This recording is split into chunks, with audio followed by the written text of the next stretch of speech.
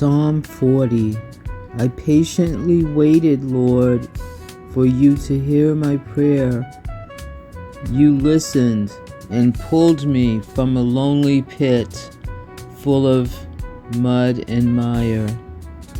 You let me stand on a rock with my feet firm, and you gave me a new song, a song of praise to you.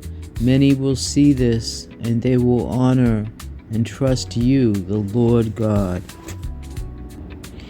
Rebbe Nachman of Breslov has said, affirm your faith in yourself. Say to yourself, I believe that I am very important in God's eyes.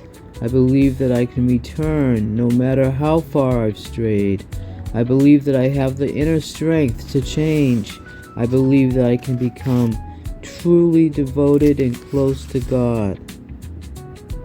The Hindu writings describe God as Brahman, which is existence or being with a capital B, knowledge or consciousness, and bliss.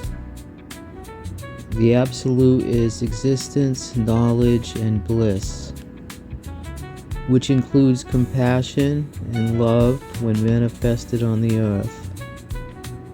Therefore, we ought to rejoice as we consecrate ourselves unto the Lord.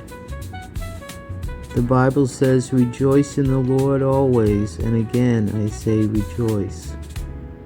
Why should we rejoice? Because God loves us deep inside of ourselves and gives us strength, helps us hold on, and helps us to walk in the right paths.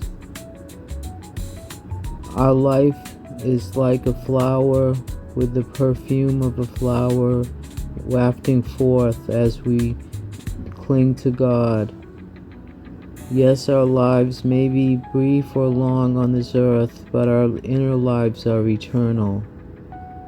Our deepest self is united with bliss, consciousness,